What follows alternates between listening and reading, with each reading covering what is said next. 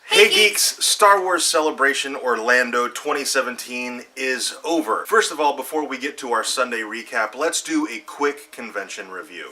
Now, while we did accomplish nearly everything that we wanted to do for the weekend, this was a very flawed convention. Yeah.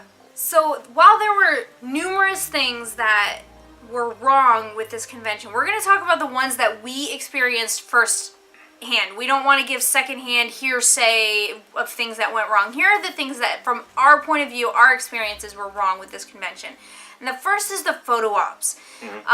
One, they oversold nearly all of the photo ops, with the exception of some of the minor celebrities that didn't sell out. All of the photo ops that sold out, they oversold.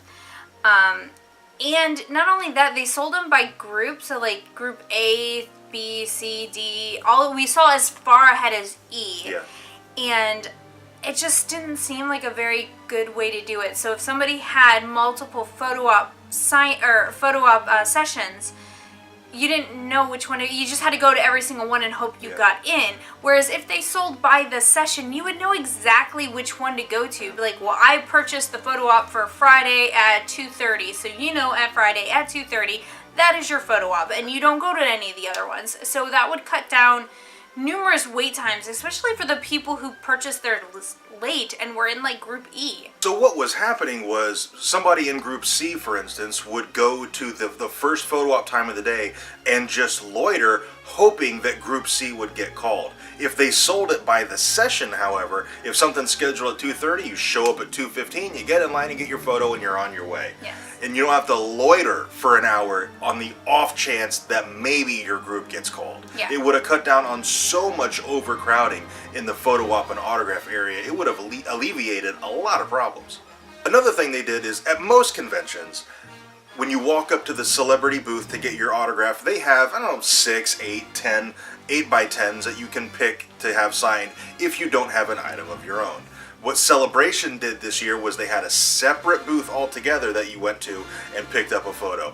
And that process, depending on how the line was, could have taken up to an hour. We had to go through it once, and it was about 45 minutes. 45 minutes or so.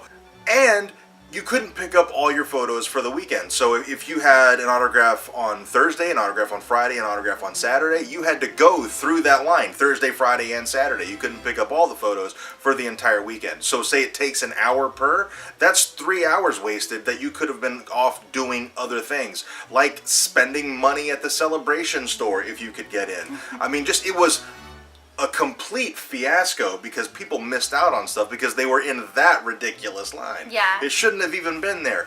And because that booth was there, it took up extra space that could have been used for more photo op queue. The photo op queue was really small, so there was a ton of overflow for that. You get rid of that booth, you can slide some of the autographs over and make a bigger photo op queue for better crowd control.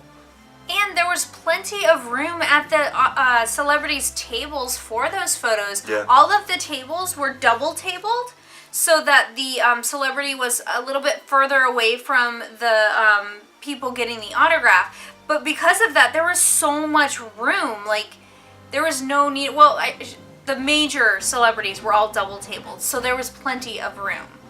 They would have a table side by side, a person, basically to take your photo from you and then slide it over to the celebrity. Well, why not at the table where the handler is, have all the photos there? Yeah. And then you can just go, oh, this one, hand it to him, and he slides it over to the celebrity. There was plenty of room to do that. Yes.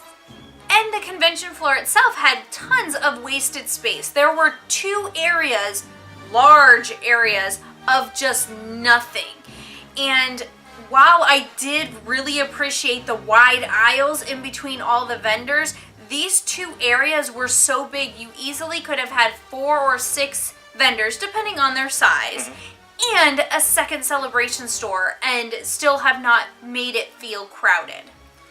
Speaking of the convention store, the line to get in the convention store at times was 3 hours for people who had a Lightspeed pass. Yeah. Which is ridiculous. It's like they don't know the definition of Lightspeed. And if you were just trying to get in, God help you. And that's really surprising to me. The name of the convention is Celebration. You should be able to get into the Celebration store without a problem. And they need to adequately supply the inventory to the store. They sold out of everything, and there was no limits in the store from what we heard. So, a little bit of hearsay here. There was, because we didn't go into the store. The line was so long, we didn't even try. We didn't even try. The shortest wait time we saw was an hour and a half. And we weren't waiting an hour and a half to give them more money.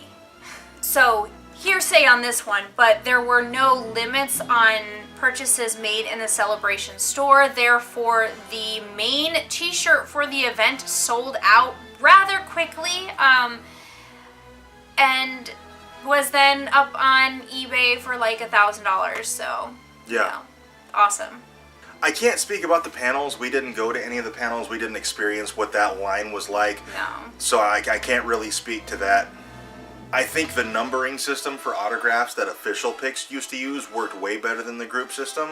Just like the group system didn't work at all. It was a system. It's a system Topps uses for their sports memorabilia conventions, and it just those are doesn't translate. Those are way smaller than Celebration. It doesn't work for Celebration. The numbering works way better. Well, I understand the idea of going, okay, we have this process developed already. Let's try it and see if it works. It didn't. Celebration is not the place to experiment.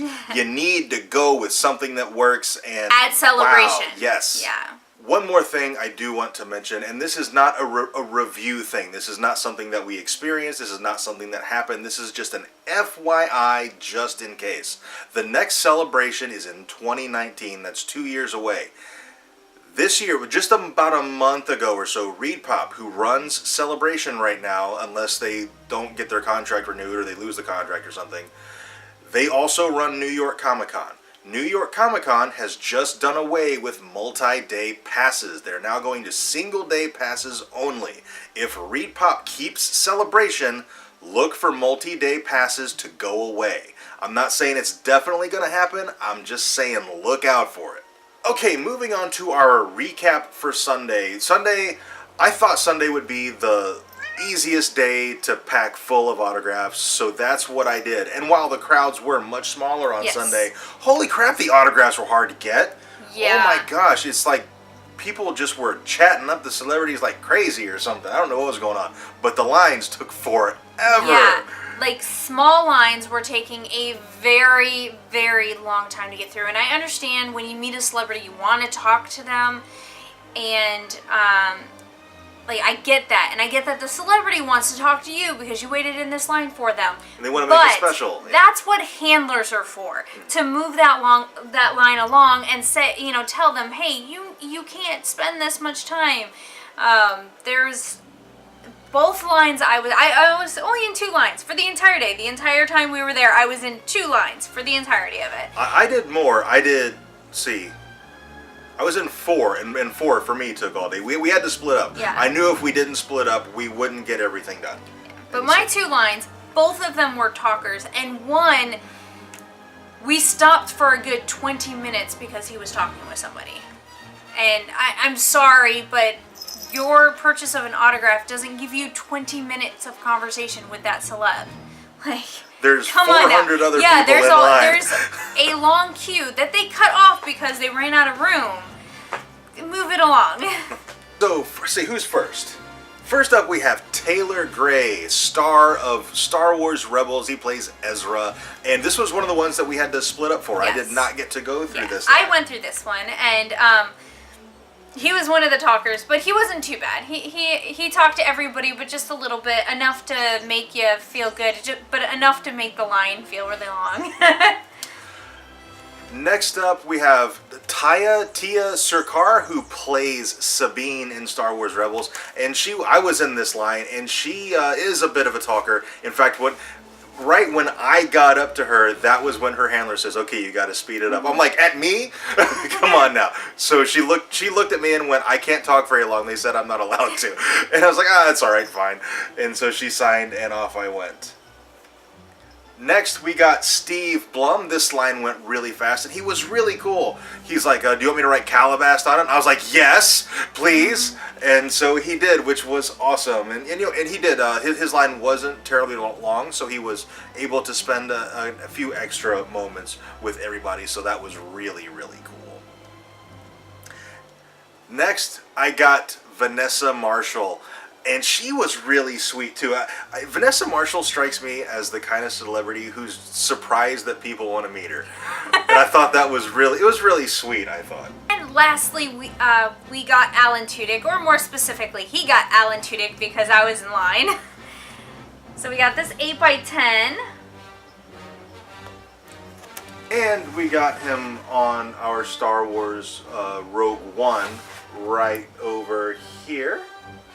And it was really cool because he saw that Felicity Jones signed in silver, and he goes, do you want it in silver? I was like, I think I prefer it in black. I think it would look better. And he goes, so do I. And then I was wearing my K2SO t-shirt where he's wearing Wash's Hawaiian shirt, and he looked at that, and he didn't say anything. He just goes, ah. He just kind of pointed and laughed for a second. And I was like, that's enough. That's all I really wanted out of that.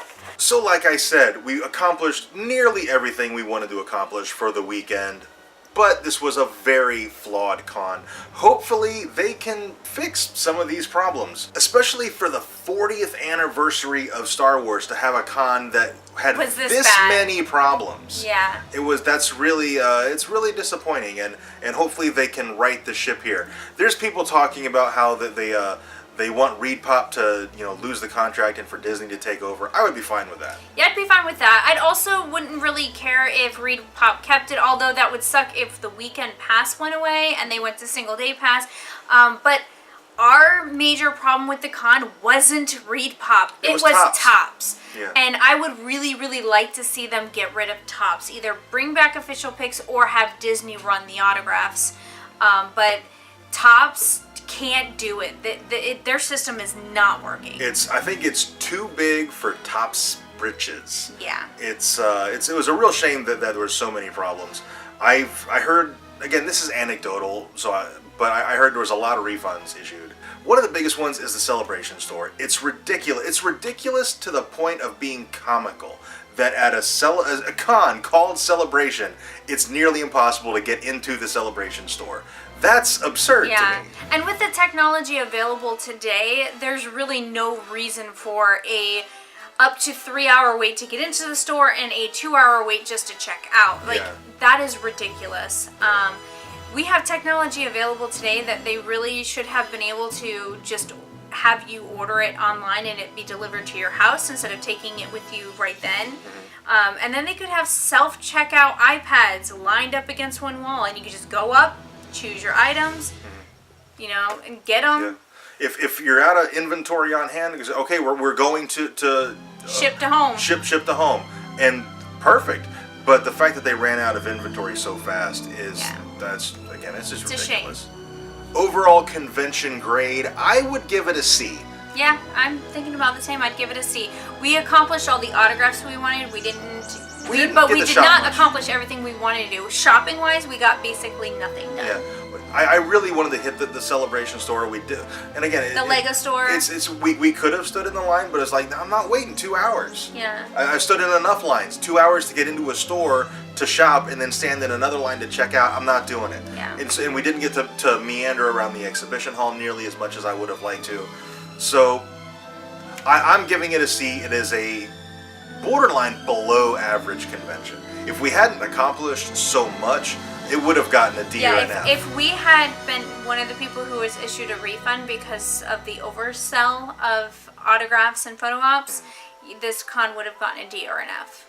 So those are our thoughts for Star Wars Celebration Orlando 2017. I really want to know your experiences and your thoughts on the convention, so please let us know down in the comments. I was totally messing with you. You were. Also, if you enjoyed this video, tell us by dropping a like on it, and subscribe for more videos if you haven't already, and share this video on Facebook or Twitter. And thank you very much for watching, and we'll see you next time. I was totally just going like this. I know!